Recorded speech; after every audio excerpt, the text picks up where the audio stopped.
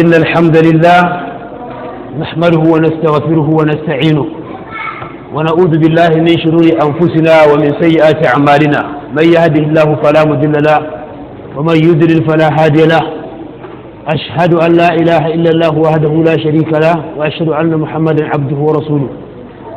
يا أيها الذين آمنوا اتقوا الله حق تقاته ولا تموتن إلا وأنتم مسلمون يا أيها الناس اتقوا ربكم الذي خلقكم من نفس واحدة وخلق منها زوجها وبث منهما رجالا كثيرا ونساء واتقوا الله الذي تساءلون به والأرحام إن الله كان عليكم رقيبا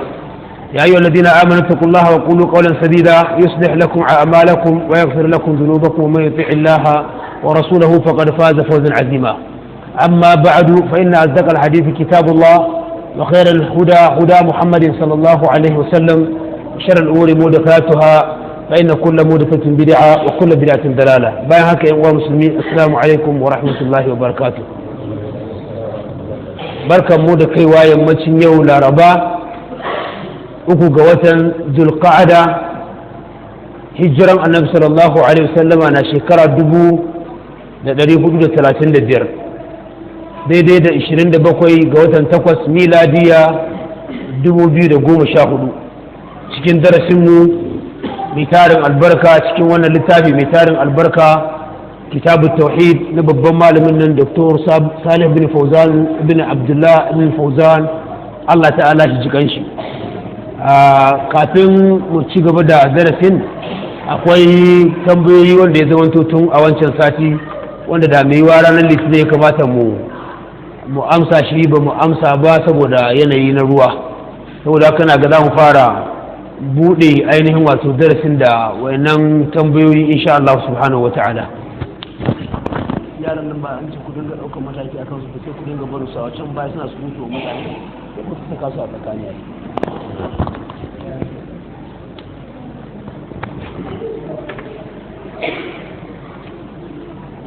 wannan mai tambaya na cewa malam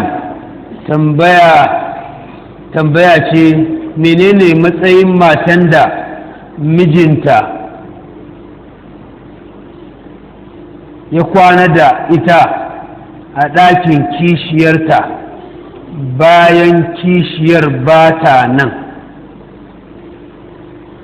wai matsayin matan da mijinta ya kwana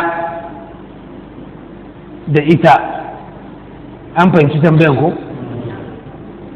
me matsayin ita matar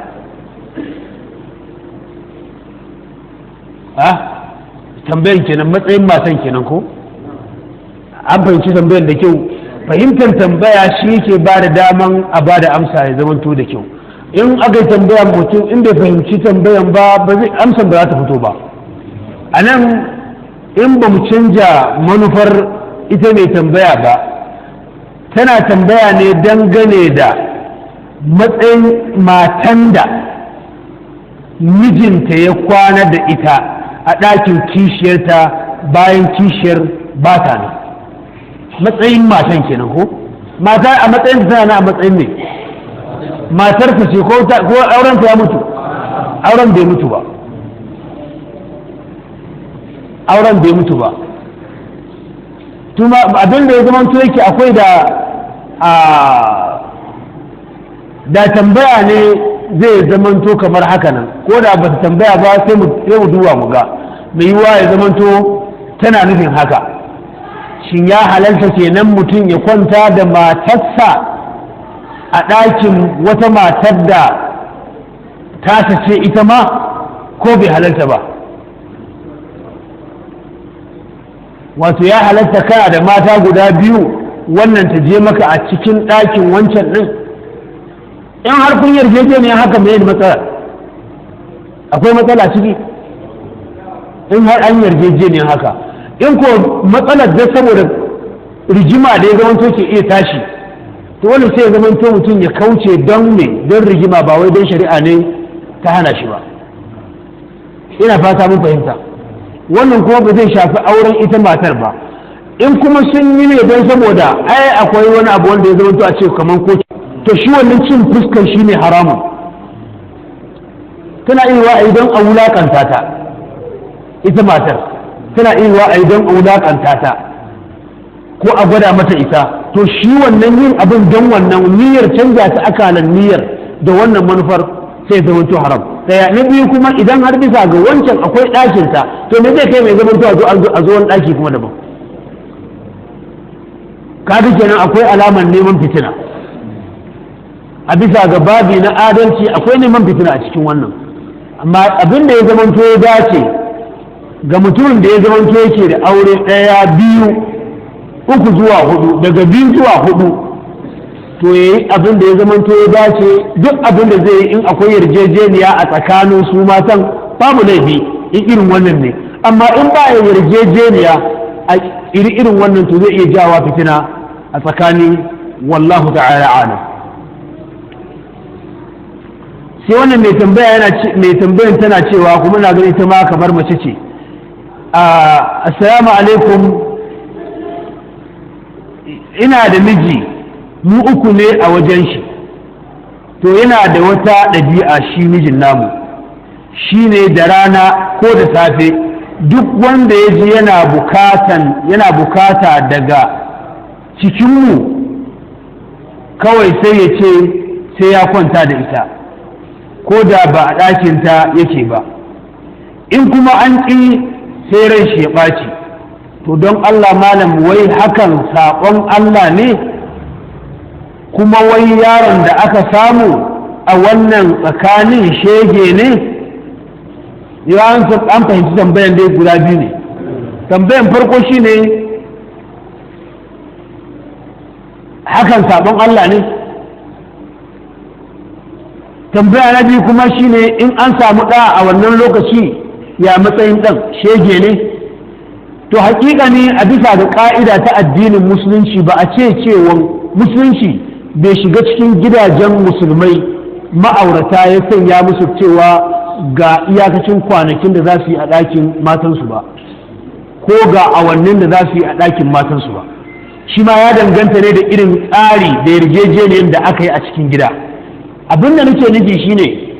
babi na karantarwar addini da kuma adalci a cikin tsakanin mata shine akwai adalci a wajen ciyarwa, akwai adalci a wajen tufatarwa, akwai adalci a wajen zama, akwai adalci a wajen kuma rabon kwana. Dole ne miji ya yi adalci a tsakanin waɗannan abubuwa guda hudu. Ala tilas ne ka yi adalci a wajen ciyarwa, yadda ka ba mu wannan abinci irin wannan abincin za ka ba mu wannan. Ba zai iya zamanto wannan tana cin shinkafa karo wannan kuma ka haɗa ta da masara ba, wannan ba adalci ba, zalunci, kuma za ka tashi gobe kiyama a karkace. Dole ne abincin gidanka irin wannan wanda kake ci irin wannan ma wanda kake ci iri guda. Haka nan wajen tufafi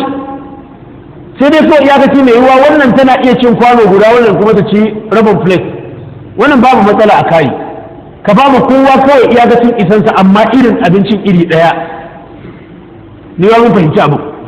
Haka nan wajen tufatarwa, irin tufafin da ka saya ma wanci irinsa za ka saya ma wanci, wannan kuma ba wai ma'anarsa shine mai ba akan sai ka saya mata da bulu ita ma wancan dole a tabbanta ya zama bulu, ba haka ba. Wannan kana iya saya mata bulu, wannan ka saya mata green, wannan babu laifi a ciki, amma kudin bulu din da green din duk daya, quality din shi duk guda. Saboda haka wax ne naira 2000, wannan ma wax ne naira 2000, amma ya danganta ne da irin kuma ikhtiyari, shi choice na ainihin ita wanda ya zama to za ta daura. Akwai wanda za ta ga cewa ita ja take so, akwai wanda za ta ga cewa ita bulu take so, to sai a siyo amma duka quality din iri daya. Sai ka siyo mu wannan ja ka bata da take tana son ja ka bata, ba wai lalle ne ka ce to kai ba za ka yi imperatoriya ka ce to kai za ka saya ma matanka, kai kawai sai ka je kasuwa ka je ka siyo ka ɗibo musu kawai iri ɗaya. Ana shigowa cikin gidanka an ga 'yan makaranta, a yau ka musu uniform mana. Ka tambayi kowa ce wace iri kala kike so, ni ina son kalan atamfa, zan sai muku atamfa wax, amma wani irin kala kike so, ko ka tafi ka je ka,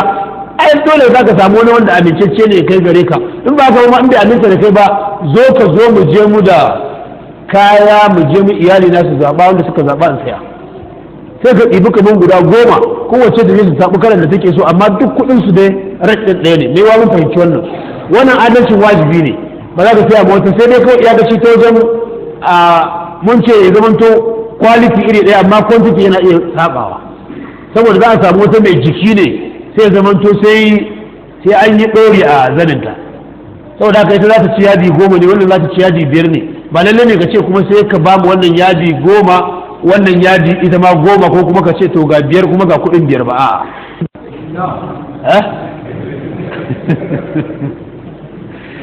to wajibi ne a irin wannan sannan wajibi ne ya zamanto wajen zaman su ya zamanto daidai ne ba daidai ba ne irin abin da hausawa suke yi wannan tana cikin ɗaki ciki da falo wannan tana cikin ciki ɗaya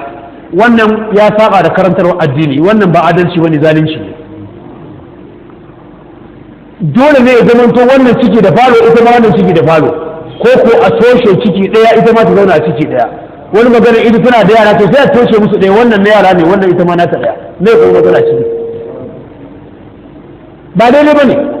dole ne ya zama to ɗaki kawai in ɗaki ciki da falo sub content ita ma wannan haka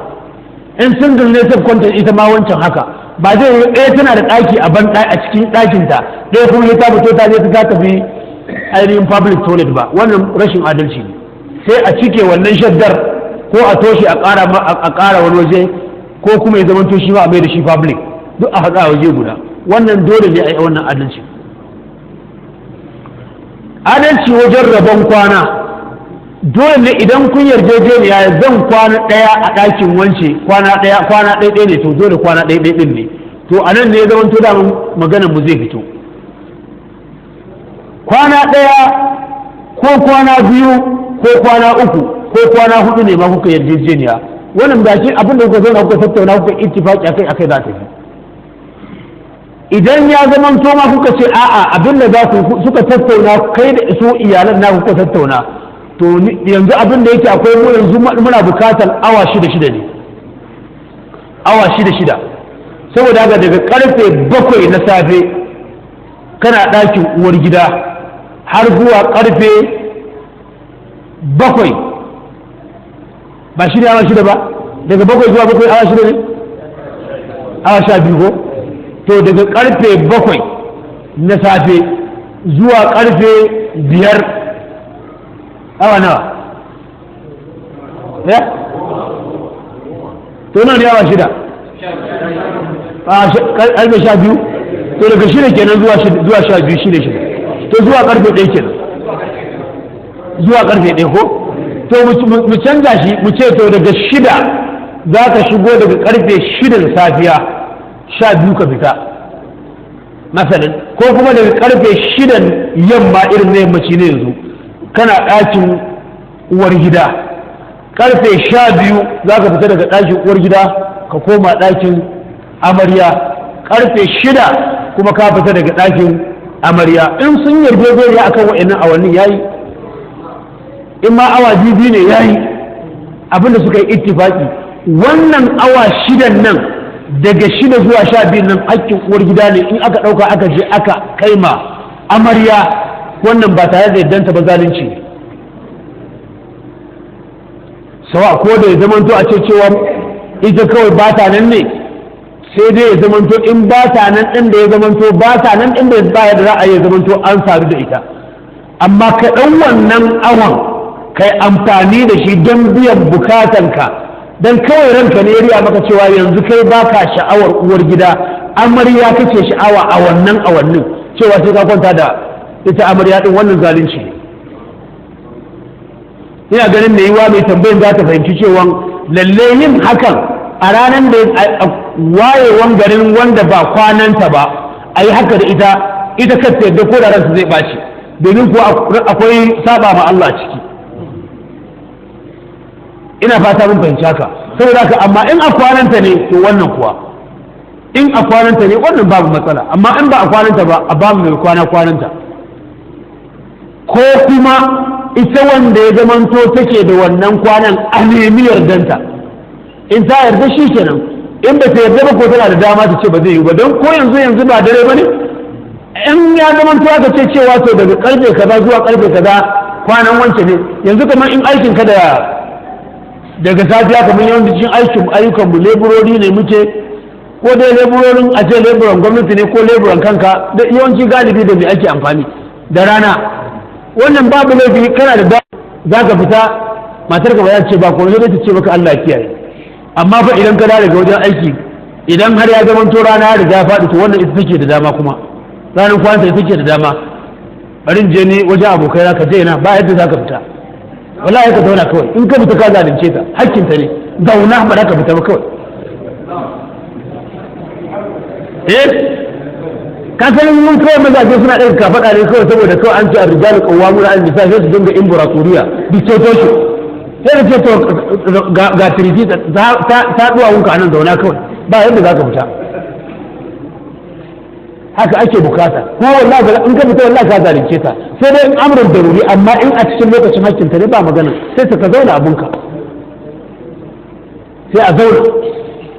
zauna a yi hira. Wannan shine ya zamanto ya dace. To sai game da abin da ya zamanto ya faru, to a irin wannan hali sai aka samu ɗaya matsayin ɗan.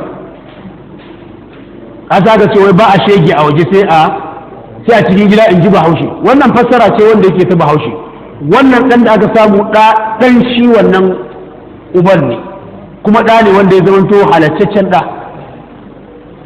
Laifi ne wanda yake suka yi tsakaninsu. Shege kan wanda ake samun su ta hanyar zina, shi ne Bahaushe yake ce masa shege. An same shi ne ta hanyar zina. Shi zina ya daita? Ya ake yin zina? Ka sadu da matar da ya zamanto ba halal ne ka sadu da ita ba sai da hanyar shari'a, yadda ya ce a samu sadaki, a samu waliyi, a ɗaura muku aure. To sai zamanto ka sadu da ita babu sadaki, ba waliyi, ba ɗaurin aure, ko da sadaki ga waliyai suna nan amma ba a ɗaura auren ba, ka sadu da ita, ka yi zina da ita. Amma in an riga an ɗaura aure to maganin samun shege ya riga ya koru. Allah ta'ala ya samu dace. Malam yake cewa darasin mu ko za mu ci gaba ko? Wannan tambayar yanzu ne ya zo ko? To za mu ci gaba da darasin mu, za mu tafi kai tsaye cikin littafin. Malam yace ila an ba'atha Allahu nabiyahu Muhammad, ina jin wajen ne za mu tashi ko? Wannan mujrimi wanda ake ce masa Amr bin Luhay al-Khuzai, mun ji cewa shine ya fara jawowa gumaka ya kawo kasan Larabawa,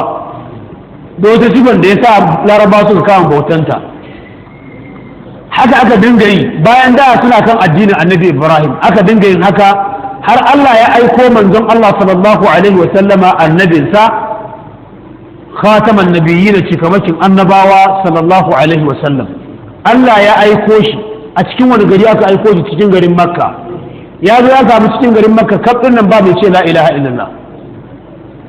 Gumaka suke bauta ma, sun yi imani da Lata da Uzza da Manata. Fada annas sai so mu kiran mutane ila tauhid, akan a kadaita Allah shi kadai da bauta. Ai ne a kadaita Allah da bauta, wacce ba a koma a biyo millata Ibrahim, addinin Annabi Ibrahim. Kadaita Allah da bauta, tauhidi na uluhiyya kenan. Shine ainihin abin da manzo ya fara kira a kai. Kadaita Allah da bauta, ba maganin cewa la khaliqu, ba mahalicci, wala raziqu, babu mai azurtawa, ba wannan irin wannan tauhidin ake ba. Abu Jahil ma ya yarda la khaliqu wala raziqu illa Allah. Abu Jahil ma wallahi ya yarda da wannan. Abu Lahab ya yarda da wannan. Kuma inda akan wannan ne ba wani jayayya ma da ba ma ya aiko annabawa ba. Wala in sa'altahum man khalaqa as-samawati wal arda la yaquluna Allah. Ba haka bane ba? To a kadaita Allah ne kan waɗannan gumakan a basu, a dawo zuwa ga bautan Allah, a bi addinin Annabi Ibrahim. Annabi ya dinga kira wa jahada fillahi haqqa jihadi, yayi kokari iyakacin kokarinsa domin ainihin wato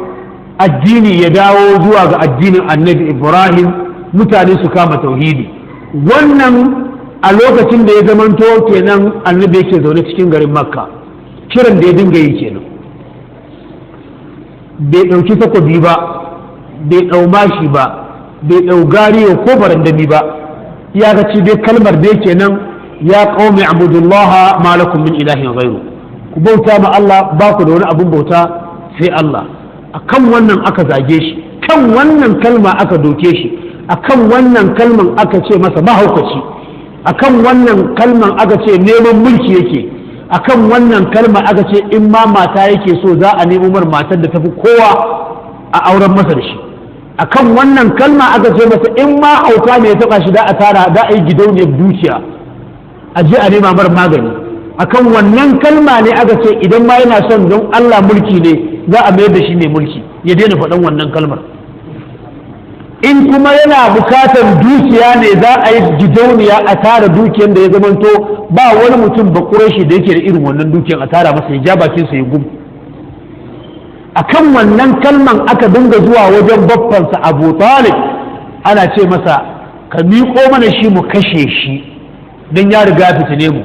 In wai dan ɗa ne kake bukata muna da 'ya'ya zaɓo wanda kake so a cikin samarukan yaranmu mu kawo maka shi ka zauna da shi mu ka miƙo mana shi mu karshe kawai. Wannan ya zo mana da fitina, ya raba kan mutane, ya raba ɗa da ubansa, ya raba ɗa da uwarsa, ya raba. Abu Talib ya ce amma na ga wautan ku yayi yawa, ni in ba ku ɗana ku kashe ku ba da naku raya muku shi. Suka ce to ku ba za ka ba mu kashe shi ba to ka ɗau mataki a kansa. Ne matakin? Ya kame bakinsa kar ya sake ambatan ubangijanninmu da munantawa, ya daina wautar da hankalinmu, ya daina zagin iyayenmu. Kawai in yi wannan shikenan. Abu Talib ya ce kaga a game da matsala tare da mutanenka, jama'anka sun yi amma ga abin da ya zamanto suka kawo, kai haƙuri ka janye ka ci gaba da abin da kake yi. Na tabbatar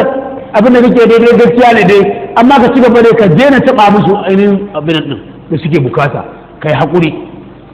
Yace to am naji abin da ka faɗa saƙon su ka isar, amma kai ma barin gaya maka ko ka isar ko ka ji kai. Wallahi lawada ushamsa fi yamini wal qamara ala yasari ala an atruka hadha al-amra ma taraktuhu hatta yuzhirahu Allah aw ahlika duna. Shi iyakacin kokarin su dauko rana saboda girma da zafi da nauyi su dora ta hannun dama su dauko kuma ainihin wata su danne ni da shi ta hannun haguna akan wai in bar wannan al'amarin. Ga watan yana danne da ni, ga ranan yana danne da ni, in baki na zai furta wai wannan al'amarin wallahi babbarinsa har sai Allah ya bayyana da shi ko kuma na mutu kafin haka. Nan take lokacin nan ne ma Abu Talib yake cewa wallahi lam yasulu ilayka bi jam'ihi hatta uwassada fi turabi tadfina. Yace wallahi in sun taru gaba ɗaya ya Muhammadu ka ci gaba da abin da kake yi, in gaba ɗayan su sun taru akan wai in miƙa ka ko kuma ya zamanto su ci maka mutunci, ban bari su ci maka mutunci sai na ji baya na ya taɓa bangon kabari. Zan baka kariya, hakikanin ba da kariya sai dai idan na mutu. Abu Talib haka ya zamanto ya dinga yi, amma bai zunguri kowa ba, kowa kuma ya zungure shi. Wannan shi ke karantar da mu a tsari na ainihin karantarwa, wato na haƙuri a farkon al'amari, ba wa maganan zafin kai ka ce mutane dole sai sun bar ra'ayinka, dole sai ya zamanto sun yadda kake so. A'a, ana jin mun tattauna a wancan sati, dole sai ya zamanto kana yi a tamahal, kana yi a hankali. Wannan cikin garin Makka kenan. Malamin ke cewa hatta adat aqidatu tauhid, har aqidan tauhidi ta dawo ta koma ta zauna daren dakam wa millata Ibrahim, addinin annabi Ibrahim ya koma ya zamanto daren dakam ya koma wa kusurin asnam, aka karya gumaka a cikin garin Makka. Aka karya gumaka lokacin annabi na zaune cikin garin Makka. Lokacin da annabi yake da'awa a cikin garin Makka an je an zungure wani gunki. Tsawon zaman da ya zamanto a cikin garin Makka, shekarun da ya a garin Makka, an zungure gunki, an kai wa gunki ba karya ba. Musulmai akwai suna da karfin da za su zungure, ba su da karfin da za su zungure ainihin wani gunki guda ɗaya su kwan lafiya. Ko akwai wanda zai iya jarumta, ya ga cin jarumtan da zai yi shine ya ce bari in je in jiyar ma Qurayshawa alqur'ani. Annabi kan ce ya haƙuri tuku. Lokaci da ya so mai isa cewa za a ji a isar ma Qurayshawa qur'ani, wanda ya je fara isarwar ya sha, ya fara karatu kafin nan sai ya zamanto surun ne kawai. to haka ne al'amari yake in ka tashi da'awa za ka faɗi gaskiya kawai amma ka yi haƙuri lallai akwai abin da zai biyo baya wa'mur bil ma'ruf wanha 'anil munkar wasbir 'ala ma asabak ina bayan an karya gumaka wannan kenan bayan an yi hijira an koma garin Madina wa akmala Allahu bihi ad-din Allah ya cika addini da shi Allah ya cika addini da manzon Allah amma ana Allah bai cika addinin wai bayan manzon Allah ya tafi ba akmala bihi ad-din Allah ya cika addinin da manzon Allah sallallahu alaihi wasallam Allah sai da ya faranta cikin manzon Allah sallallahu alaihi wasallam addini ya cika cip to ya manzon Allah ga gida guda biyu duniya kake bukata ko lahira amma aiki ka riga ka gama aiki hani'an laka liqa faqad akmalta ar-risala yanzu gamuwanka da Allah kadai a gidan lahira fi jannatin wa nahar fi maq'adi sidqin inda malikin muqtadir ko kuma kana bukatan ka ci gaba da rayuwa da al'ummarka yace ar-rafiqil a'la ila ar-rafiqil a'la ya zaɓi komawa su zuwa ga Allah to Allah ya riga ya cika addini duk abin da ka zo da shi bayan manzon Allah sallallahu alaihi wasallam ka ce addini aka samu manzon Allah bai sani akai ya ce addini ba wallahi sunanka kana cewa annabi yayi ha'inci kaga matsalar bid'a kenan ko duk wata abin da ka zo da shi kaga cewa wai wannan abin kwarewa ne ko kusanci ne ga Allah ko gwada soyayya ne ga manzon Allah ko ɗaukaka addini ne sai ka zo da shi da wata sifan da ba haka manzon Allah ya zo da shi ba haka manzon Allah ya karantar ba a taɓa samu manzon Allah ya yi umarni a kai ko kuma ya ce masahabbai su yi ko an samu sahabban sun yi ba ka zo ka ce wai a yi a wannan zamanin wallahi ba addini ba ne kuma kana tuhumar manzon Allah da ha'inci matsalar bid'a kenan shi yasa imamu malik yake cewa man ibtada'a bid'atan wa huwa yaraha hasanan faqad za'ama anna rasulullahi sallallahu alaihi wasallam aw anna muhammadan qad khana ar-risala duk wanda ya kage wata bid'a har ga wannan bid'a ma wai yana ganin ta mai kyau ne ai wannan bid'a muhassana ce wannan bid'a muhassana ce ya kawata bid'a da irin wannan abu yace wallahi wannan mutumin yana riyawan cewa manzon Allah ya ha'inci Allah ta'ala cikin sakon da ya zama ya masa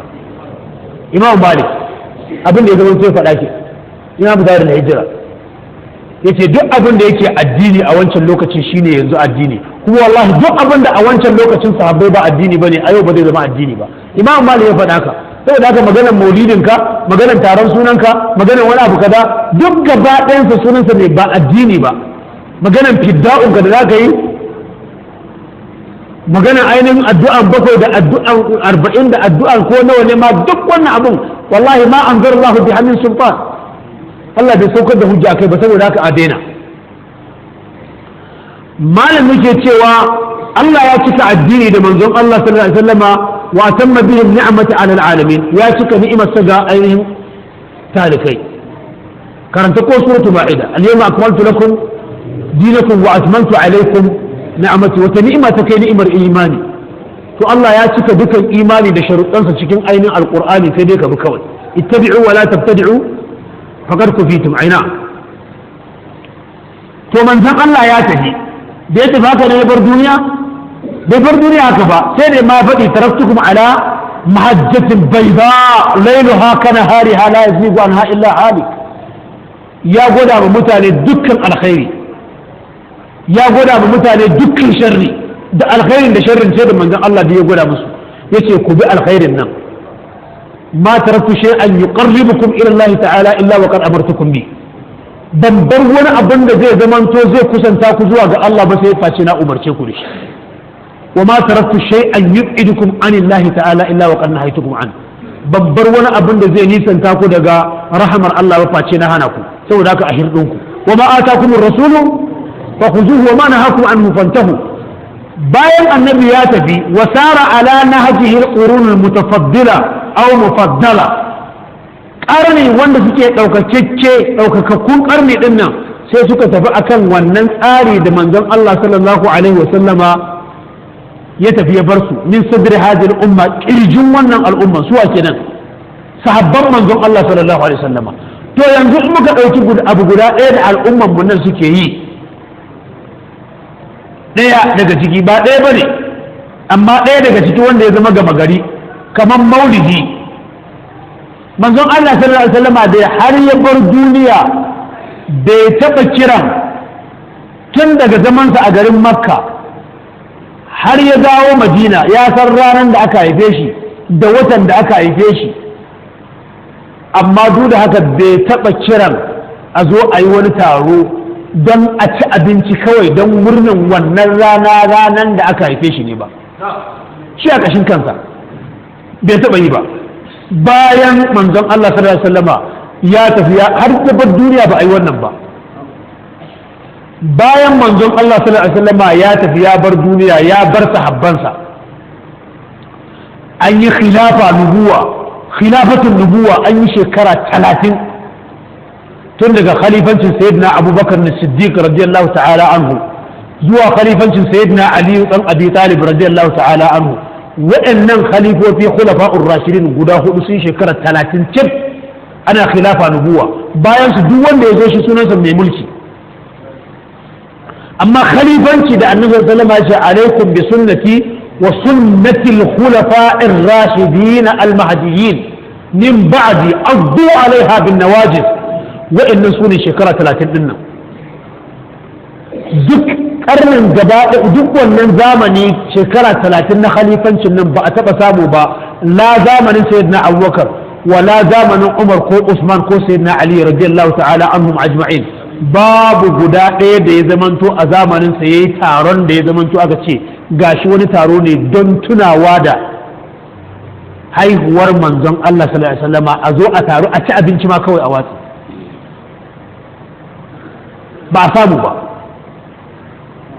To bayan sun tafi an samu sahabbai da dama suna nan a duniya ai ba bayan sayyidina Ali da ya rasu kuma aka kama mulki ko babu sahabbai bane, akwai sahabbai, har sahabbai tun daga har wanda ya mutu na ƙarshe daga cikin sahabbai ba a taɓa samu ya yi taro wanda ake ce ma taron tunawa da maulidin manzon Allah sallallahu alaihi wasallam ba, babu shi. Bayan sahabbai sun ƙare kaf, akwai wanda suka biyo sahabbai wanda ake ce musu tabi'in, wanda su sun karantu ne, su ba su ga manzon Allah sallallahu alaihi wasallam ba, amma sun tashi tare da waɗanda suka ga manzon Allah sallallahu alaihi wasallam. Saboda haka su waɗannan sun ɗibo ilimin su ne daga wajen sahabbai har suka ƙare waɗannan gaba ɗayan su tun daga farkon su har ƙarshe, daga tabakan su na farko har tabakan su na ƙarshe, wanda ya zamanto shine dan karami wanda yake da dan hankali amma dai ya riski shashin sahabbai, shine na ƙarshe ya tashi lokacin nan shine balaga ba, yana yaro amma yana iya rike wasu kalmomi, ya ga sahabban har suka ƙare, shi ma ƙarewarsa ɗan ƙaramin cikinsu shi ma ya mutu bai yi maulidi ba. Suka taso su ma suka karantar da na bayansu su ne asba'u tabi'in, wallahi su ma har suka ƙare asba'u tabi'in din ba a yi maulidi ba.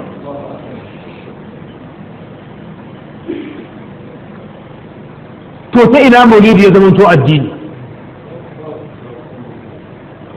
Matsalar da zai zama to ya taso shine in ka ce wannan shine son manzon Allah sallallahu alaihi wasallama, yanzu abin da kake cewa shine sahabban manzon Allah sallallahu alaihi wasallama kan ba su son manzon Allah.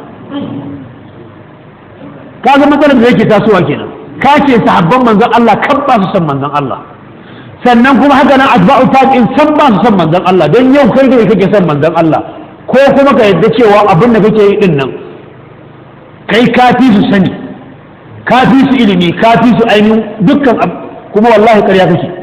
ba wanda zai sallama maka ko a cikin muridanka kuwa. In ko ka ce za ka faɗa je ka faɗa, ko cikin muridanka sai sun ma a cire, ko kuma ka yarda abin da ka ƙago din nan kai dai kawai kana yi ne don ci da addini, baya da wani alaka da addini, abu ne wanda yake kiristanci shi kake yi da sunan ainihin addini. Amma duk abin da ya zamanto ba addini ba a wancan lokacin bai kamata ya zamanto ka zo mana da shi ka ce addini ba ne, har ma kana faɗa da ma'abuta yanka kana ce su ne makiya annabi. In an ce maka in an ce wannan abin kin annabi ne ba kai ake zagi ba, sahabbai ake zagi. Saboda haka shi yasa daman aqida irin ta yan bid'a, aqidan yan bid'a duk iri ɗaya ne. Ai kaman irin shi'a ne, a fakaice zai ga cewa suna zagin sahabban annabi sallallahu alaihi wasallam ba wai sahabban ba a'a annabi suke zagi ne wa mun fahimta to haka nan dan bid'a wanda zai ce maka cewa dan ka riki sunna ai wannan kin annabi ne dan baka yi maulidi ba kai yake yi a sai ka ce shikenan tunda haka ne kai ba da kai yake ba kai yake zagi ba kai gani kai Abubakar yake zagi da Umar da Usman da sauran sahabban manzon Allah dan su ma ba su yi ba saboda haka Allah ya cika addini ya kawo karni wanda Allah ya zaɓe su suka yi abota da manzon Allah sallallahu alaihi wasallam kamar yadda Allah ya zaɓi manzon Allah a cikin al'umma kaf ya fitar da shi shine manzansa ya zaɓe shi haka nan kuma ya zaɓa masa sahabban nan ya zaɓa musu ɗalibai su ma wa'annan ainihin ɗaliban sahabban ya sake zaɓa musu ɗalibai kuma Allah ta'ala sai ya tsarkake su ta harshen manzon Allah khairul quruni qarni sahabbai kenan thumma alladhina yalunahum tabi'in kenan thumma alladhina yalunahum atba'u tabi'in kenan annabi ya ba su shaida wa'annan radiyallahu anhum wa radu an da nafsin ainihin alqur'ani kuma ya ba su shaida anan ne malam yace ana ta tafiya haka duk babu wannan ana tafiya ne akan tsarin da manzon Allah ya kawo ila an fashal jahalu har jahilci ya daidaita fil qurul mutaakhira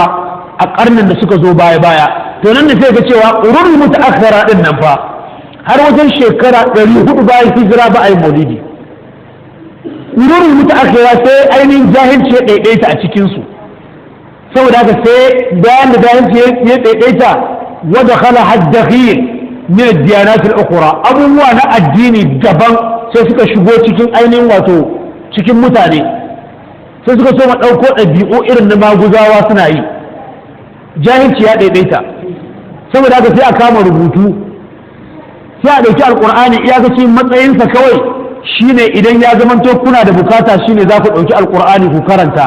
أما مي قرآن يكي أمرني مي قرآن يكي حالي دبا دابونكو نيبا amma idan ya zama to matsayi da ya faɗi da Allah a karanta min Qur'ani ayi qul huwallahu qafa dubu ayi falaki kaza ayi idza jaa nasrullah Allah ya bani mulki wannan za a yi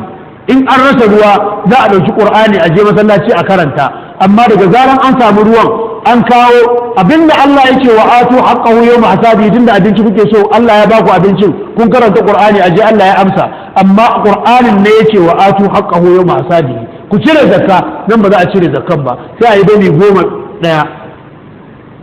sabanin abin da shari'an yake jahilci ya so shigowa da jahilci ya shigo sai irin ɗabi'u na addini na daban irin addinin maguzawa addinin yahudawa addinin christianity irin ɗabi'unsu sai ya zama to so mu shigowa cikin ainihin wato al'ummar musulmi wanda da wannan abin babban laifi ne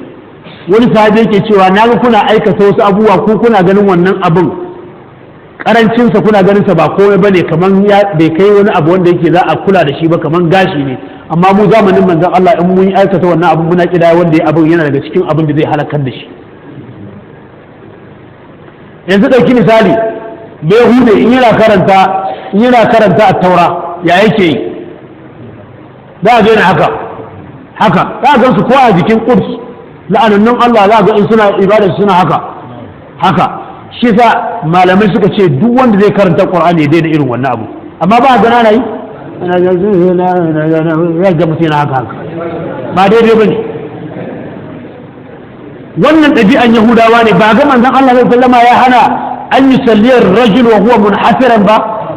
al-hisar fi salat ɗabi'an Yahudi ne hasru mutum yana sallah ya sa hannunsa a kunkumi shi haka yahudu suke ibada kuma ka ga haka da sun yi rike nan kunkumin suna haka saboda haka ɗora hannun ba aka hana mutum ya ɗora janjami a yi hakuri ba da ku nake ba ɗora janjami haramun ne saboda ɗabi'a ne na arna man tashabba bi qaumin to duk irin waɗannan abubuwa ɗin sun shigo ne daga wajen ainihin arna sai suka shigo cikin addini sai aka mai da su kuma addini wannan jangalin ba muna ganin shi a jan arna bane yanzu ba musulman da suke daurawa je ka same su ne ma suke cewa su masoya annabi ne saboda haka dakhil ya shigo ciki yanzu kawai misalin maulidi da aka yi maganar maulidi ɗan ce ai wannan ɗabi'a ne wanda ya zama na arna na kirista ne suke yin ainihin birthday to yanzu wannan birthday a ta cikin mutane ba suna yi da shi ma haramun ne ɗanka ko ƴarka ce birthday har ma a dinga ai musulmi ma bai kamata ya zama yana happy birthday ba wannan ina kira musamman masu ƴan whatsapp da ƴan abin nan facebook ka san idan ya zama to ka riga ka bude account ɗinka da date of birth ɗinka to ko ka sani ko baka sani ba idan date ɗin ya zo shi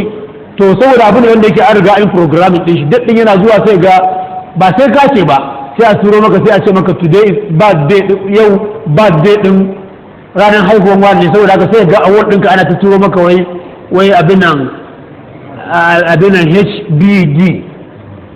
HBD me HBD abbreviation ko to wannan haramun ne musulmi kada dinga tura wannan HBD din saboda ba daidai ne ba wannan ɗabi'a ne na arna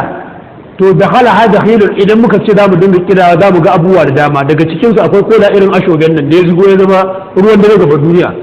ashobe daga ina ka samu shi daga wajen Kirista aka samu shi ta amma bai ko ka so ko ka ki ashobe ballantana irin wani abubuwa da ya zama to ake yi mother night gala night da irin wayannan abubuwa wayannan ɗabi'u ne da ya shigo daga ainihin wato wani addini to yanzu gashi ya shigo cikin mu duk ɗabi'a ne ya shigo saboda me yasa saboda jahilci me ma'anin jahilci ba a san abin da shari'a ya tanada akan irin wanda yake aikata irin wannan abun ba ina jin kwana kan nan mai magana game da abin da ya shafi irin yadda ƴaƴan musulmi suke sanya irin gashi din attachment ba jahilci yake sa su ba la'anan Allah ne fa Allah tsinewa da manzansa sun tsine ma wanda matar da ya zamanto take kitsawan ma ita matuƙiyar ma tsinin ya ne balle wanda aka kitsa mata a kai me ya jawo haka jahilci ba'ada shirku sai shirki ya dawo ila kasirin min hadhihi umma zuwa yawancin wannan al'umma sai suka dawo mushrikai me yasa bisa babi du'atul dalal saboda da'awan ainihin wanda suke batattu suke kira zuwa ga kuma batattu ne suna kira zuwa ga bata ko mutane idan su yi sai su musu ihu a musu kabbara kuma wallahi bata suke kira zuwa gare shi sai canki sai shashi bari sai misalsali amma misalin nan ba irin misalin da Allah ya buga a cikin alkur'ani ko a manzan Allah ya buga a cikin sunna ba a'a kawai sai a zaman to a baka abu sai a ce ka zo faduwa ka zo ka so cewa shehuwa ne ka zo faduwa ce maka a'a ba haka ya kamata kai ba faduwa din nan musiba ne Allah kuma ya ce ga abin da za a yi alladina idza asabatu musibatun qalu abin da aka ce ka ce inna lillahi wa inna ilaihi raji'un in kana ganin cewa kusancin Allah ne ba kai manzon Allah ba fitila kawai ta buce amma ce inna lillahi wa inna ilaihi raji'un abin da zaka ce kenan ba ambaton sunan wani zaka yi ba ma manzon Allah zaka kira ba jibrilu ba ma wanda Allah ya kusantar da shi wanda Allah ta'ala ya ambace shi cewa shi amincacce ne ruhul amin amincacce aminin wahayi makusancin Allah mai tsananin karfi sannan wanda ya kusanci Allah muta'in samma amin amincacce ne amma duk da haka an kazo faɗuwa ka ce jibril sai mu ce maka mushriki jibrilu shi yana mutahaqqiq ne cewa makusancin Allah ne amma waɗanda yanzu mutane suke kiraya wa yake da tabbaci cewa shi din nan makusancin Allah ne yarda ne a wajen Allah to idan ya zamanto aka samu cewa shirki ya dawo cikin wannan saboda masu kiran fata su masu kiran nan sai ga suna buga muku misali wajen su tabbatar da ku akan abin wai mutum ya zo shi faduwa ya ambaci sunan wani Allah shirka ne ba shirka ba to ba ga in ka ce shirka ne idan gobara ya kama gidanka Allah za ka kira ko ƴan kwana-kwana wannan wani irin da hankali ne Allah za ka kira ko ƴan kwana-kwana to me yasa ba za ka kira Allah ba sai kuma a iho mutum a yi masa kabbara kuma sai mutane su ci gaba da yadda da akan haka ne ba ai fa kwana za mu kira a ce ko ba shirka bane saboda haka in ka zo faduwa matar ka ta zo ta tana nakuda ta dinga kiran wani Allah haka yadda shirki ya dawo ko idan ya zama to barayi suka zo su gidanka za su yi maka fashi, idan ka yi sharri da telefon ɗinka wa za ka kira? Za ka kira polis ne ko kuma za ka kira Allah? Polis za ka kira kuma a yi maka musu ihu.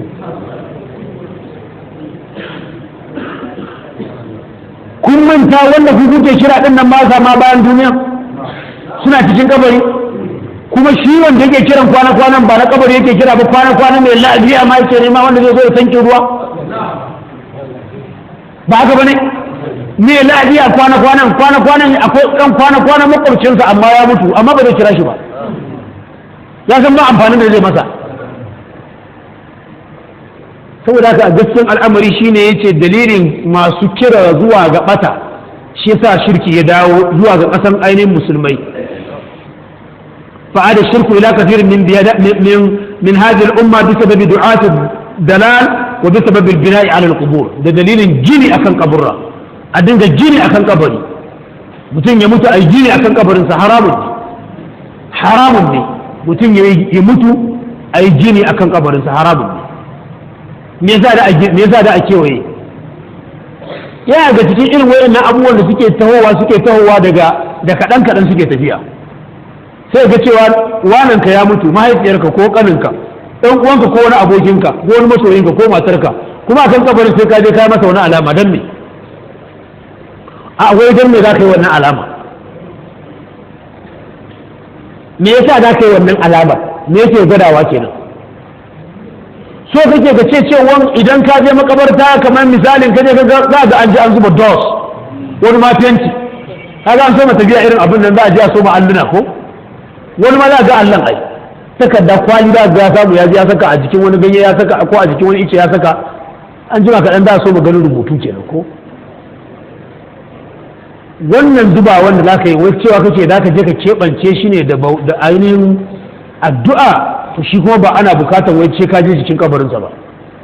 A ɗakin ka za ka iya ɗaga hannu inda har sansa kake yi ka roƙa masa Allah ta'ala ya gafarta masa. An riga an binne shi kan to babu wani abu, in makabarta ne gaba ɗaya ne abinda annabi sallallahu alaihi wasallam yake bai keɓance wani kabari ba tare da wani kabari ba, kuma bai ce a keɓance wani kabari ba da wani kabari ba. Ga sayyidina Hamza yana Uhud, amma annabi baya keɓance ya ce wannan baffa na ne ya je kabarin baffansa kawai ya bar sauran su irin su Amr bin Jumu'a da sauran wanda suka yi shahada a Uhud, su Abdullahi baban Jabir, ya bar su ya koma kan baffansa shine kuma sayyidu shuhada. Kuma har yanzu in ka je ba za a ga wani alama a ce wannan kawai shine kabarin Hamza ba. Idan ka je ka irin addu'an da za ka yi a Baqi'a, irin addu'an da za ka je ka yi a ainihin makabartanka na Ishasmuhu na hanyar Kangere, da addu'an da za ka yi a hanyar makabarta can, da addu'an da za a yi a wancan makabartan na wajen Jahu, da addu'an da za ka yi a Baqi'a da shuhada a Uhud, duk iri ɗaya ne, ba wani bambanci. Gini a kan kabari haramun ne,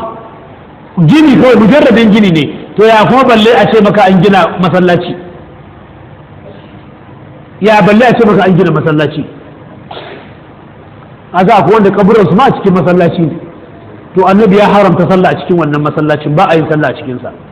A tattara ko matsayin masallaci ya tashi a matsayin masallaci matukan akwai kabari a ciki. Ina fata mun fahimta.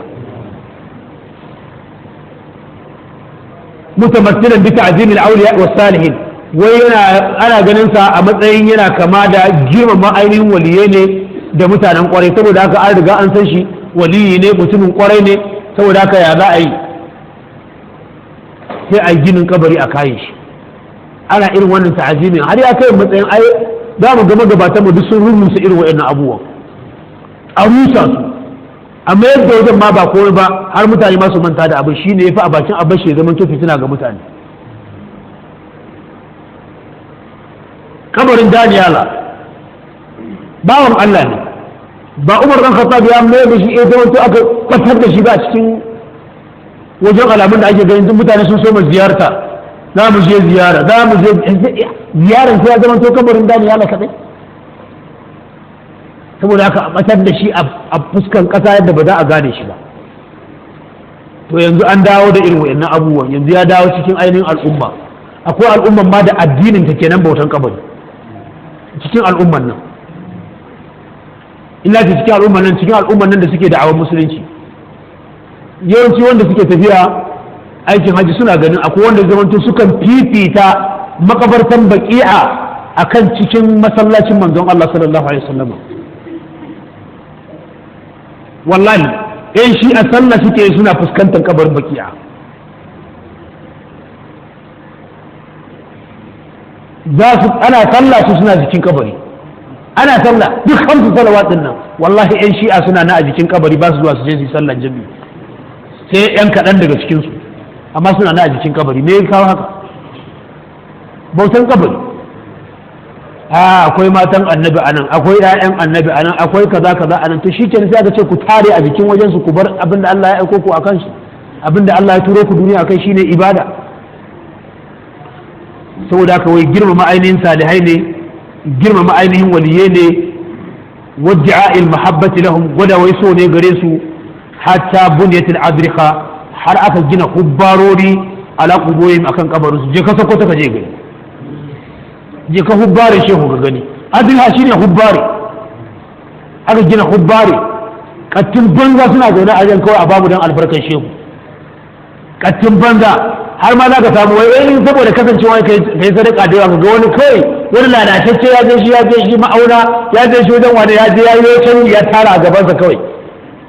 Wai in baka da canji ne ma a wajen ka canja, ka je wajen wannan ka bashi a bashi albarkar shehu, ka je wajen wannan ka dinga kana takarrubi da irin abubuwan da ya zama to na jahiliya.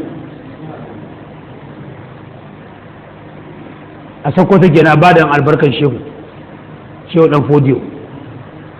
Wannan jahilci ne, wai da awon ainihin soyayya ne ga ainihin wa'annan, har ya kai matsayin a can baya, har yanzu ma za ga wasu suna zuwa suna roƙon Allah, suna roƙon ainihin kabari din ya ba su. Shehu muna neman shanu mu ya ƙare, ko kuma arziki ya ƙare, ko kuma ban samu 'ya'ya ba, a taimaka min da haihuwa. Wannan shirka ne, shirkan da take cire mutum daga da'irar imani ta kai zuwa ga da'irar mushrikai. Mushrikai kai tsaye sai ga waye gari kana ganin kana sallah alhali kungiyar kuɗe da Abu Jahil,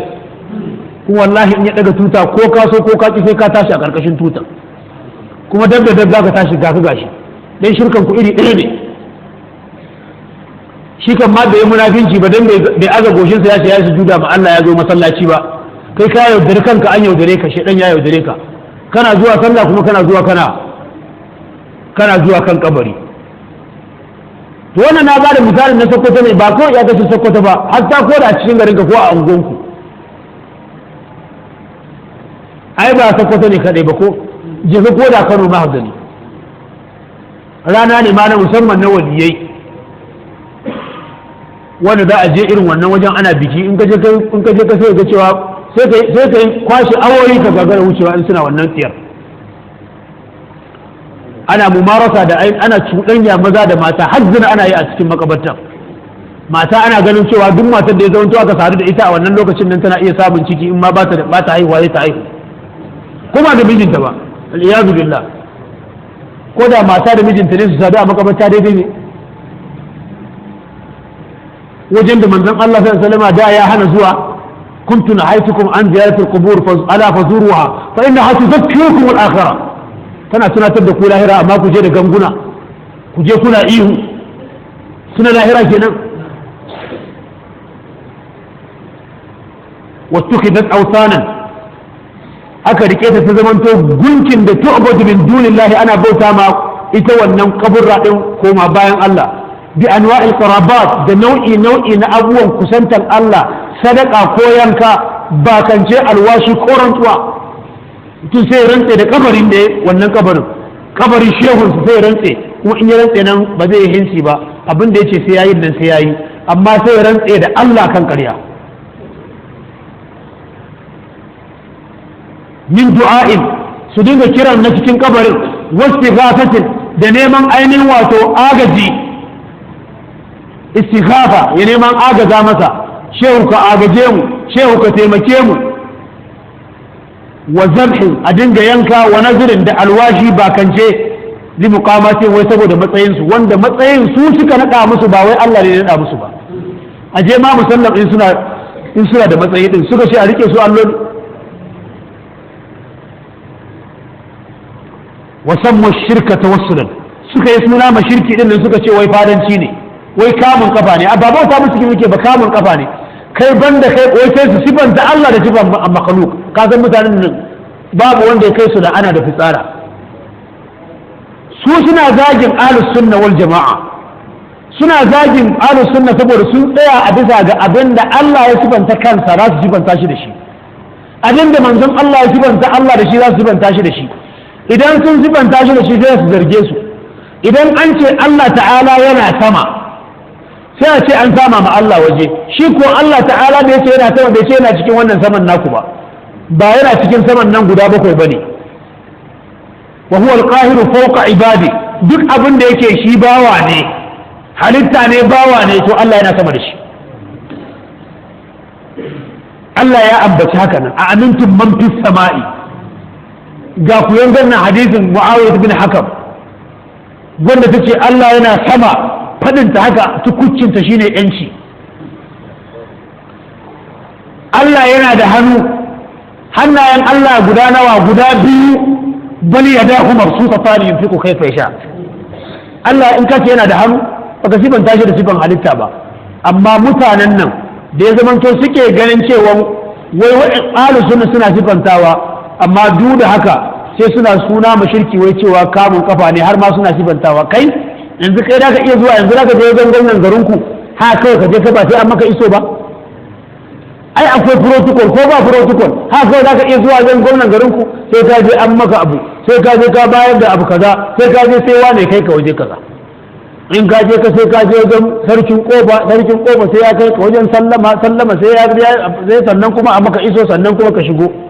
To ai haka ne ainihin waliyan ma, wai kai ba za ka iya zuwa wajen Allah ba saboda kai kun yi fada da Allah, kai gaba kuke da Allah, Allah na gaba da kai, ba za ka iya zuwa ba sai ka je ka rafu zai a kai ka wajen Allah. To wani an kamanta Allah da wa kenan? Ba an kamanta Allah da irin halitta ba? Kana kamanta Allah da sarkin garinku da gwamnan garinku da shugaban kasan garinku da irin protocol din da ya zama to dan adam yake garin dan adam zaka dinga sifanta Allah subhanahu wataala, ko kuma duk haka ai ma mutum ihu. Kaga wannan wai tawassuli da yake shirka ne, sai suka ce masa wai a'a kamun kafa ne, wai ba shirki bane. Shi ne ce sun yi suna ma shirka da sunan wai tawassuli ne suke yi, kamun kafa suke masalihai, wa izharan li mahabbatin, wai bayyana ainihin soyayyar su ne, walaysa ibadatan lahum, ba wai bauta suke yi musu gare su ba bisa abin dariyawan su. Wana su sun mance da anna hadha huwa qawl al-mushrikin, wannan shine anna hadha huwa qawl al-mushrikin, wannan shine maganan da mushrikai suka faɗa ma al-awwalin na farko, haisu yaqulun, yadda idan an ce musu ku daina kiran waɗannan alloli sukan ce ma na abudu, ba bautar su muke ba, mu bauta musu ba, abinda muke yi ba muna yi bane illa li yuqarribuna ila Allah zulfa, sai don su kusantar da mu zuwa ga Allah, su kusantar da mu, mun yi kamun kafa ne su kai mu wajen Allah. To kai ne ba za ka tafi wajen Allah ba, bayan Allah ya ce ud'uni astajib lakum wa idza ta'alaka ibadi anni fa inni qarib. Me yasa kai fada da Allah ne ya zama to kai ba za ka je ba sai ka je ka kamun kafa wajen wani? kuma hada shirk shine daidai wajen tsayawa mu insha Allah subhanahu wa ta'ala. Allah ya sa mun dace, Allah ya tabbatar da dugaduganmu a kan tauhidin Allah subhanahu wa ta'ala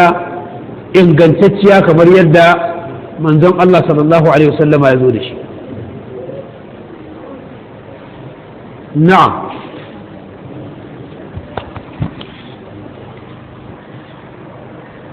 ya shi ne muka ce riba ne. Akwai ɗan uwa ne ya ji shi ya yi bincike, sakamakon binciken da ya zamanto ya yi na maganan bashin waya, bashin airtime na masu gidan waya, kamfanin sadarwa na waya irin ta salula, wanda mutum zai danna wannan ba su bashi naira kaza su cire kaza kuma a matsayin service charges. Saboda haka dama wannan abin da ya zama yake akwai dai haramun ne wanda yake haka wanda ya kokarin ya je shi ya sadu da uwarsa shi ya fi a bakin ya zama yi wannan, ma'ana ya je kwanta da uwarsa shi zina shi ya fi a bakin ya nemi wannan abu. Tabbas wannan babu wani ja a kai, ina ganin ba wani ja. Dama ai maganan wannan akan maganan wannan abin nan service charges ne muke shine shari'a yayi magana akan cewa wannan service charges din haramun ne. Su sun ci haram, kai ma ka bada haram, da kai da shi wanda ya cin duk guda ɗaya ne, kun ci riba ne kuma yamhaqullahu riba wa yurbi sadaqat. Saboda haka ko ma da ya zamanto dai daman abu guda biyu ne ake sauraro ga mai cin riba, ko dai Allah ta'ala ya rusa dukiyar gaba ɗaya haramta masa amfani da ita a nan duniya, ko kuma yana jiransa da azaba a lahira. alladhina yakuluna riba la yaqumuna illa kama yaqumu alladhi yatakhabbathu ash-shaytanu min al-mas. wannan a kiyama kenan. ko kuma a hada masa duka biyu, yamhaqu Allahu riba wa yurbi sadaqat fa in lam taf'alu fa'adanu bi harbin min Allah wa rasuli. wannan a hada masa biyu ko a duniya a rubuta ainihin abu, domin al-haramu la tadum wa in daman la tanfa, ko ta dawo ba za ta amfana da mutum ba. wannan hakikani haramun ne. ina jin mun yi bayani a wancan lokaci game da tsari guda biyu sun haramta a cikin waya. tsari daya ya halalta, tsari guda biyu cin bashin waya, ka ce a baka naira, ka danna wani namba kana neman iyata na naira 100 su turo maka da naira 95, wannan riba ne, haramun ne, cin kudin ruwa ne.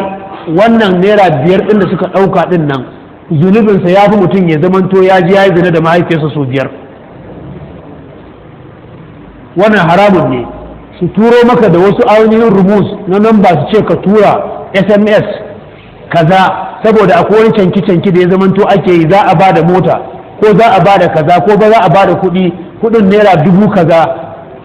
ka tura ni ma in tura, amma za su caje naira 100, za su ɗauki naira 100 ga duk wanda ya shiga wannan abu.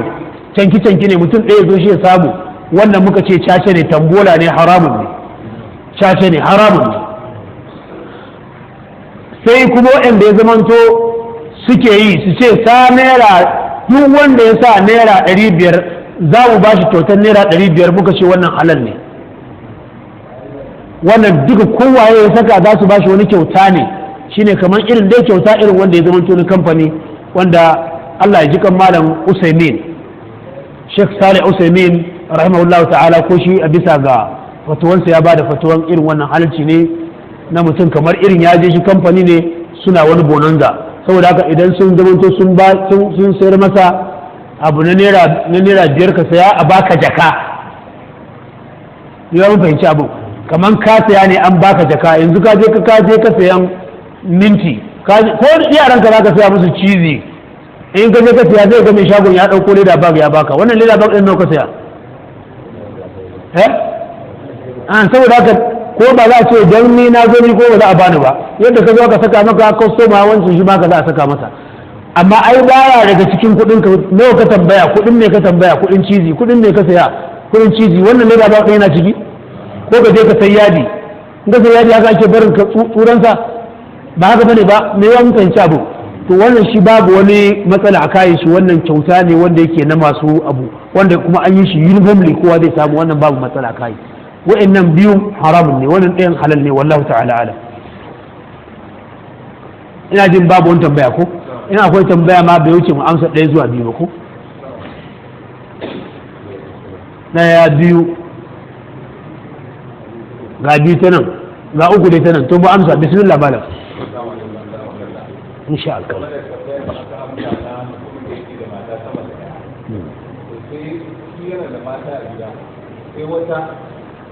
da ta ganci take tana kan sai ke mata shi matar da suke hannu yana da suke da falo a nan ya sa su, amma shi tashin da yake da biyar suke ne, saboda haka idan ta amince da wannan zai ba ta, sai ta amince da aka yawa da zai fito karkashin wancan na ya ja nufin kokowa. sai kuma a kan magana da ya shafi a raba kwana da za a yi wa mata ne, ya raba da ta adalci, sai kuma yake to ga wani doka shi ba zai yi mata ɗakin sun dace ne, amma kuma dokar da ya sa wannan doka ne ba yana neman amincewa su. idan mace a ranar kwanan ta ne ba ta zo ba, to ba zai kira ta da wanda ke ba, don ya zama horo a kan su. wannan zai fi ya ce mace ne a waje, yana da mace a gida, yana da matarsa, ko dai matarsa 2 ko matarsa 1 ne dai ko matarsa 3, sai ya samu ta 4 a waje, ko kuma ta biyu a waje ko ta uku a waje sai ce tana son shi sai ce to amma matsalar da ya zama to yake da shi shine su waɗannan mata nasa da yake da su a gida duk ya musu ciki da falo kuma gidansa gaba ɗaya yanzu abin da ya saura ɗaki ne ciki ɗaya kin amince ki zauna a cikin ɗaki ɗaya ciki ɗaya in ƙungi suna ciki da falo ta ce ta amince wannan amincewanta ne hakkinta ne idan ta ce ta amince babu wani matsala amma kai ne dai ka ce to saboda kawai ka ga wance ita ta cancanci ciki da falo wance ta cancanci ciki ɗaya kai musu wannan shine zalunci amma in bisa ga ra'ayinta ne hakkinta ne take tasirar shi kenan ba a gidan manzon Allah sallallahu alaihi ma akwai matar da zama ta dau kwananta gaba daya sauda ta dauki kwananta gaba daya ta ba mu sai Aisha ba hakkinta ne in ta sauke shi kenan saboda haka babu laifi dan mutum ya haka shi ya sauke wannan sai kuma game da maganan mutum ne yana da mata daga biyu zuwa sama sai ce to dama abin ake adalci ai mai mata da yana da ana bukatar wani adalci ne ya ji ba bukatar adalci shi ya yi shi ne kishiyanta ko adalci tsakanin su da su ko sai ya ce shi yana da turaka misali ya ce to shi fa ba zai je shi ya ce zai kirayi mata ba ko wanda kwananta ne dai ta zo ta amma sai ya warware kansa wai ce to idan ranar kwanan ki ne in baki zo ba zai je kira ki ba sai dai je kira aikin shi ne kira wannan ai azzali bakin azzali me zai ana ka je da kira tunda kiran ne ka ce kuma ba za ka kira mata ba to wanda da ka kira mata maza ka kira ko mata ko namiji wannan ba contradiction a cikin mun fahimci abin ba contradiction babu tuka da warwara ne akwai tanakuri shi akan kansa ma ya tanakudin kansa ya tuka da warwara ai tunda ya ce ba zai kira ba don horo ne don wani horo a ciki su da ma ainihin mata haka na Allah ta'ala halicce su kamar yadda maza ne akwai wata gimbiya ce ita sarauniya ce saboda haka wallahi baka isa ba sai dai ka kiraye ta an haka ne ba ta a cikin matan da manzon Allah ya aure akwai irin wannan ai akwai wanda manzon Allah da ya aure ta ma da ya shigo binta da nan ne ce ke miƙo kanki ta cewa ɗaukakekkiya ta zo kama kawai ya gaji a laro miƙo kai na ma wanda yake ni ɗaukakekkiya ba ma kai na ma kaskancecce ba ta sani ba ne kalma ce yanzu wanda ya rawanto idan mutum ya faɗa ba kafirci ba ne wani ɗaukaka ya kai manzon Allah ya sallam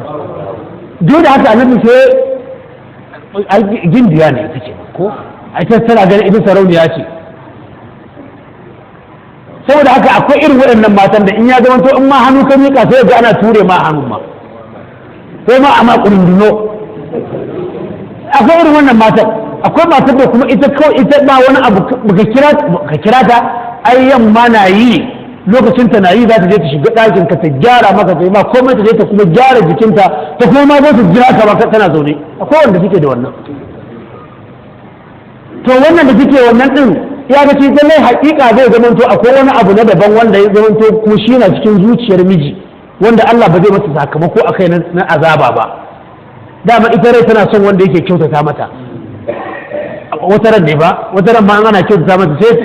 sai matan tana yi kuma mijin ma baya gani sai yi kwalliyar da ganin ga kawai baya gani ta so an fita masa akai kawai wancan din da take mar yangan ita ce yake to amma duk da haka ba a ce cewa kawai shi kenan sai ka je ka kiraye wancan ba wannan zalunci ne ina fata ka fahimta saboda haka ka kiraye ta da cewa ya cewa to ni dai ba zan kiraye ku tun da kowa ta riga ta san kwanan ta ne to ta zo ta sai ta ki zuwa shi kenan sai ya kurin ne abinsa ba shi kenan ba ba ta zama shi kenan ba ta lafiya nama lafiya bai zalunce ta ba ba ta zalunce shi ba shi kenan in ta kawo shi kuma in ya zo shi in ta rama shi ma shi kenan ko shi ta ba haka bane ba sai shi ne abin kafin ci abin ko faddal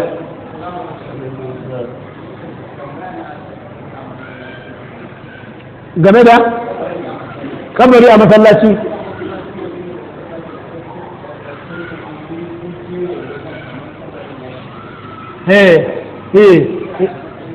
ai ba a masallaci yake ba yi kabarin manzon Allah sai sallama kake faɗa ko da kabarin sayyidina Abubakar da sayyidina Umar radiyallahu ta'ala anhum manzon Allah sallallahu alaihi wasallama an yi kabarinsa a cikin ɗakin Aisha, cikin ina ɗakin Aisha, don a lokacin ma ana ta tunanin cewa san da ya rasu ana ta rigima yaya za a yi an saɓani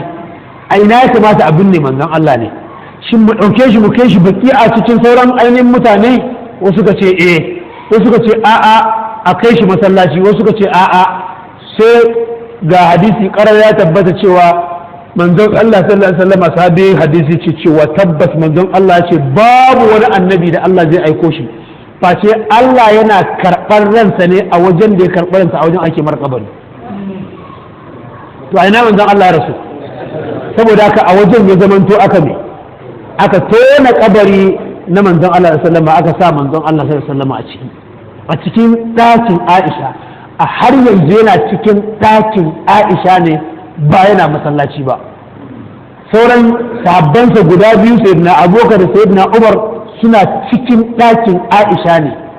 a gidan manzon Allah sallallahu alaihi wasallam a kewaye. Bayan haka ma a yanzu bayan an kewaye ba a cikin masallaci yake ba, an sake kewayewa wajen har yanzu yadda ɗakin Aisha ma ba za ka gani ba, saboda haka baya cikin masallaci, baya cikin masallaci ne ba ka fahimta fai.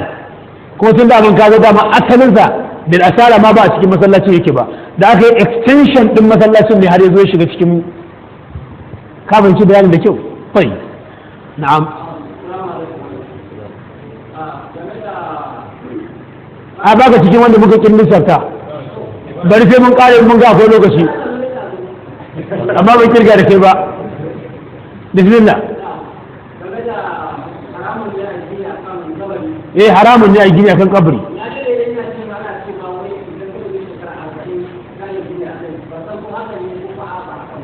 Ba cewa za a yi gini a kan shi bane, in har ana bukatan gini to sai a tone a gani, in akwai wasu abubuwan da aka samu a ciki sai a ɗibe sai a kai shi wani waje sai a yi amfani da wajen. Shi ne kaga da yanzu ma ko da irin abubuwa na yanzu ne zaman to muka samu kan ma irin kamar makabarta din nan, da wancan makabartan nan ba za a iya ci gaba da biso a ciki, ko ba za a iya ba. Kenan za a je a samu wajen da ya zaman to aka fara din nan, wanda ko wannan tsohon makabartan da ake ce ma tsohon makabarta,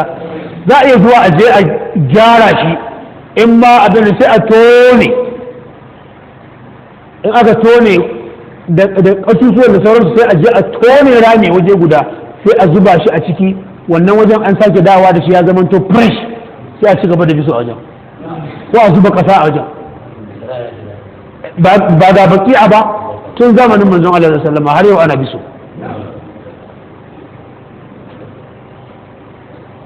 ne ya mun fahimci abu ba ya fisha tabbata ashobe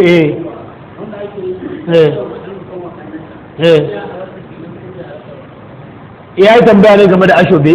mun yi magana ne game da ashobe, shi ɗabi'an ina, ɗabi'an waye, kuka ce ɗabi'an arna ne, tashabbuhi ne da arna.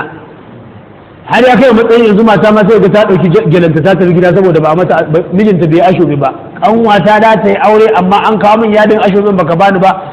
sai da yaji akan ashobe, akan kuma ɗabi'a ne wanda ya zama to na Christianity. ina fata ka gane, saboda haka maganar yana tambayar su halaccinsa ko rashin halaccinsa ne, ya halatta ko bai halatta ba. Wannan tambayan fa gaba ɗaya na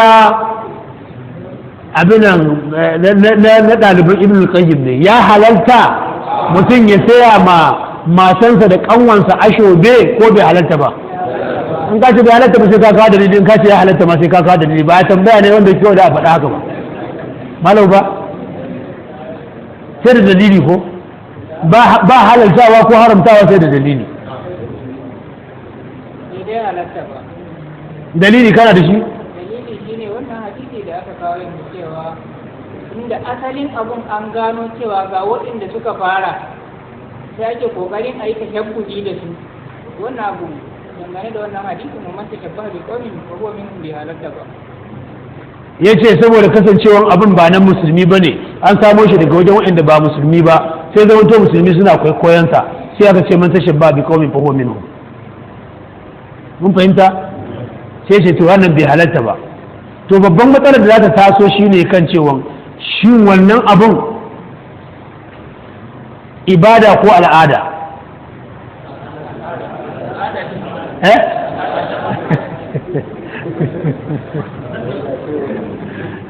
abin da ya dace kenan ko abinan bambancin ɗaliban ilimi da wanda ba ɗaliban ilimi ba kenan ko shi sai ya zama to saboda haka sai mutum ya duba janibi to yanzu dai mun ce to haramun ne to haramun a babin al'ada menene haramun sai abin da sai abin da shari'a ne ta zo ta haramta shi to shi amma babin al'ada a buɗe yake inda an ce cewa ashobe ibada ce to sai mu ce to tauqif ne saboda haka ashoben nan da aka kawo yaya ake a shar'ance ya ake a addinance to sai da kuma gashi al'ada ya riga ya shigo ciki to tunda al'ada ya shigo ciki idan ka zo kace cewa to yin ashobe ba za a yi ashobe ba kuma al'adan Hausawa sun yarda da ashobe suna yin ashobe kana da ƙarin bayani akai akan yi shi malam ya dame jiki ya fitta abun nan din jiki ba duka suke yin ya zamanto in al'adar ne zamanto ya yi ruwaci jiki ba yace har yanzu yana kan bakansa dai saboda ana yin ashobe yana dame jiki to ashobe ne dame jikin ashobe ne kai dakin sai yake dame jiki sai ashobe ne kawai ya zama to haramun sai ba ji wannan tambayar sai Allah kai mu zuwa ranar juma'a insha Allah a dada bincike da kyau a dada bincike da kyau an samu da hanya guda biyu to bismillah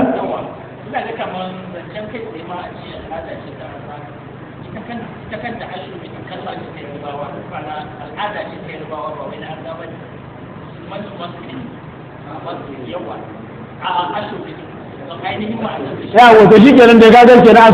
an sake samun wani tausi'i ko to saboda aka haɗa wasu awa yanzu dai mun kawo guda biyu ashobe al'ada ashobe addini ashobe haram ashobe halal shi kenan ko sai insha Allah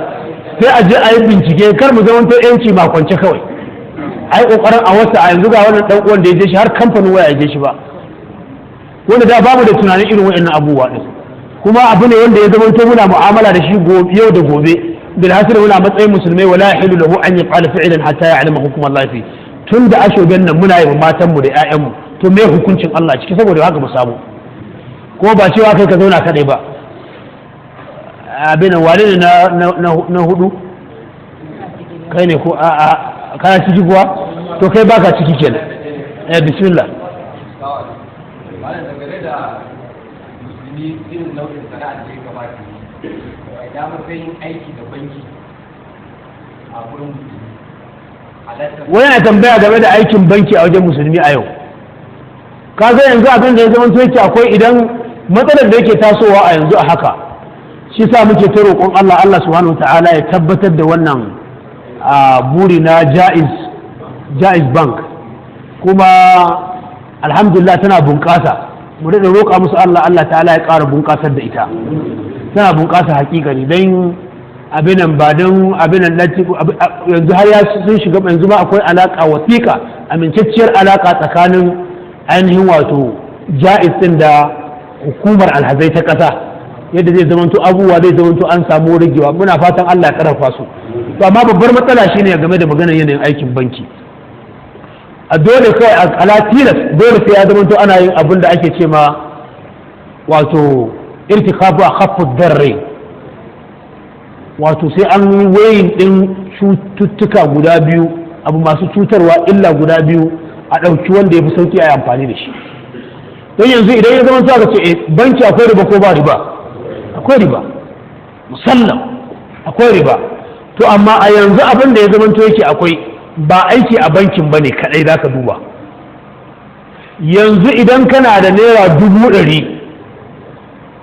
to a matsayinka yanzu yadda ya zama to yadda muke raye a ƙasar nan saboda rashin insecurity ya kai matsayin wani ba zai iya bacci ba kuma idan har ya yi bacci to yana bacci shi akan kansa baya da aminta in an san akwai kuɗin kuma ya san cewa mutane sun san yana da wannan kuɗin a gida wallahi ba da kwanciyar hankali ko yana da shi saboda Allah mutane su san yana da misalin miliyan 1 a gidansa shi baya kaiwa kudinsa banki, kuma ya san mutane su san cewa baya kaiwa kudinsa a gida yake, yana da kwanciyar hankali, yana da security, rayuwarsa tana cikin hatsari. Hanyar da kawai zai tsira shi ne ya dan ajiye musu na tambaya ina kuɗi, sun da sun san me kuɗi ne, in da su mamake shi ce to in da an sun san miliyoniya ne akwai dan 100 ya rika musu saboda kar su mamake shi, ba haka bane ba. To yanzu tun da ya zamanto haka ne, to yanzu ba wai aiki a banki bane, sai dai mu tambayi me hukuncin ajiya a banki kenan. Da hukuncin ajiya a banki da hukuncin aiki a banki duk abu guda ɗaya ne. Wannan yana ganin idan bai kai kuɗinsa banki ba, hakika ne rayuwarsa tana cikin hadari. To da rayuwarsa ta shiga cikin hadari a kashe shi ya kuma rasa dukiyan da ya kai ta a can wajen gidan riban, rayuwarsa ta tsira, wanne ne ya zamanto a kafu? Wanne ne tafi sauki? Ba ce komai ba, gare kai ko a babin mai kenan, babin lalura. To haka nan kuma idan ya zama su aka ce cewa ni na kai nawa, wane ya kai nasa, musulmai sun je sun tara dukiyarsu,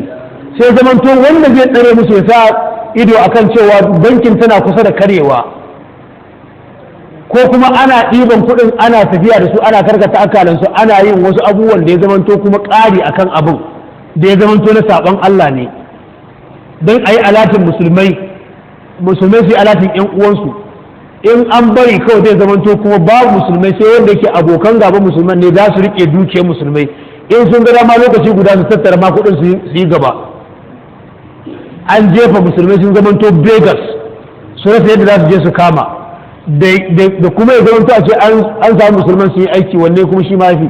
su yi aiki su dinga lekawa. Wato shine wato sai ga cewa a yanzu a gaskiyar al'amari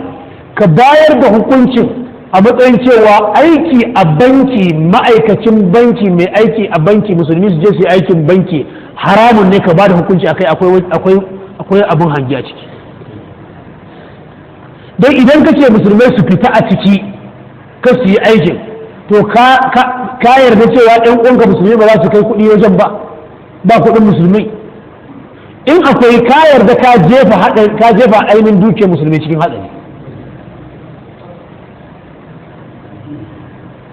Saboda haka lalle ne ya zamanto muna kokarin muna taka tsantsan, don wallahi da irin wannan zafin kan ake babba da fatuwa, wasu irin fatuwa da ya ga cewa to sai sai to shikenan, to yanzu kamar yanzu da muke cewa da maslahar ka dauki kudin ka kai banki, da maslahar ka aje ta a gida a zo a yanka ka a ɗibe kudu, wanne ne yafi? Sai ga cewa mai zafin kai na tunanin cewa to fa wannan fari bane zuri ba gwada in je wajen Allah ba haka, wala tulqu bi aydikum ila tahluka. Duk sai ga mance da irin wannan, sai ga cewa ka kawo zafin kai ka ce to gashi ka gana gudun maslahan ka na duniya, ka mance da maslahan ka na lahira.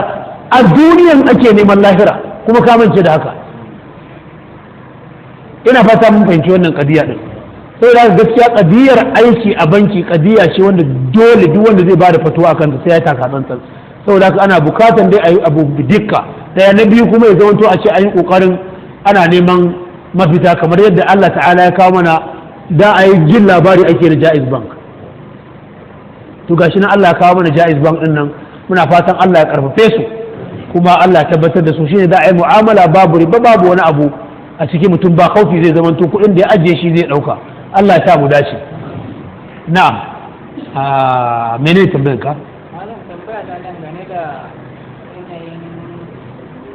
Malam kai ne na ƙarshe ko? Lokaci ya yi mana. Malam sai juma'a in Allah kai mu. Kai haƙuri. Na ma fadal. Mutum ne yake da mata biyu to ba wuri ɗaya suke ba. Yau yana nan. To inda yake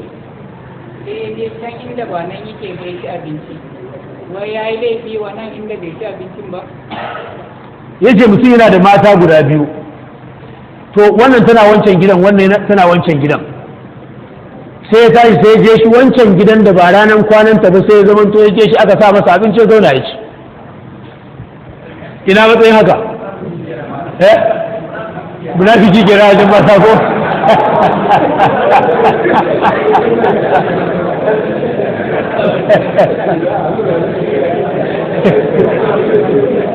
ya zai tashi je gidan wata ko da ba kwanta ba ko to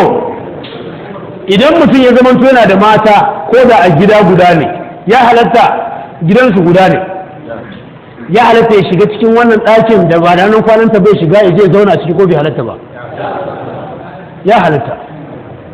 manzon Allah sallallahu alaihi wasallama duk matansa gaba ɗaya ranar da ya zama ba ranar kwanan sun ba yakan shiga cikin ɗakin kowace ɗaya daga cikin matansa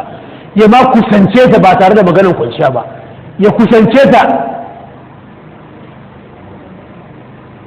mun fahimci kalmar nan amma ba wai ya kwanta da ita ba a sai mutum ma yana iya mai yana iya rungumar matarsa da ba ranar kwananta ba ko mai bai halatta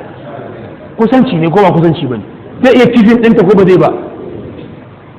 ga hadisi nan a cikin bukhari a cikin muslim za ka iya shiga ka je ka zauna annabi yakan shiga ɗakin wannan ya zauna ya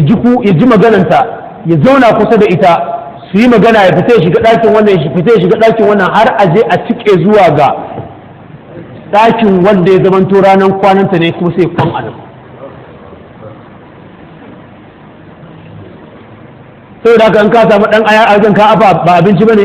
ka samu gyaɗa ka afa a cikin gidan ba abinci ba ne an kama ruwa ka sha ba abinci ba ne shi abin sha ne ko ma'ana dai idan har da bisa ga ya halarta mutum yana da mata a daban-daban ɗin gida sai ka basu haka ba za ka je ka duba lafiyarsu ba za ka je ka duba lafiyarsu abinda aka hana ka kwana a cikin gidan abinda aka hana ka kar kuma hakan waye sa ka to shikenan tun da yace haka ne bari ka je ka miƙe sai barin dan huta ka kwanta ka kama bacci a cikin wannan gidan da ba gidanka bane sai ka tafi can wajen da zaka je ka in hutu ne a can zaka je kai a gidan kwananka amma dan ka je ka cikin gidan kuma ka samu da abinci ka ci abinci to in a je baka ci abinci ba kar ka ci abinci a jan me yasa kake zuwa can hotel restaurant ka je ka ci kuma bayan ga abincin gidanka restaurant din ma yan maman karo ma wata ba ka bane ba sai ka je ka ci abinci a jan kuma ka dawo gidanka baka ci abincinka ba shi kuma wannan da menene kenan wancan munafiki a jan mata ka za ka da ce wannan munafinci ne mata ka suke faɗi a to amma gaskiya ba nau'i ne na munafinci ba shari'a ya yadda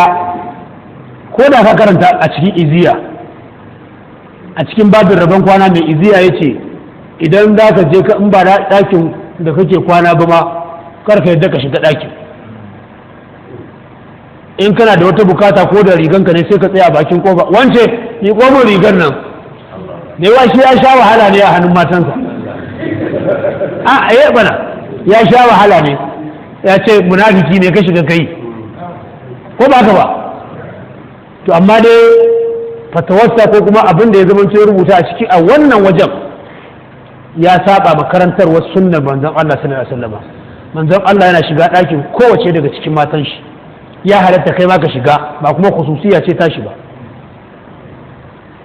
ina fata mun gane ba mu ga koda bisa ga kana da mata hudu za ka iya kwanciya da su a cikin dare guda mata hudu gaba daya kwanciya za saduwa na aure a cikin dare guda da yawa za ka iya gamsar da dukansu amma su ba za su iya gamsar da kai ba kuma ya halatta ko bai halatta ba ya halatta manzon Allah yakan kewaye kan matansa dukka gabaki ɗayansu guda tara a cikin dare guda ba kuma khususiya ce tashi ba kai ma in kana ganin kana da sha'awa da karfin da zaka iya yin haka zaka yi ya mun fahimta tai saboda haka dai wannan ba mun fahimci wannan malam kai ne na karshe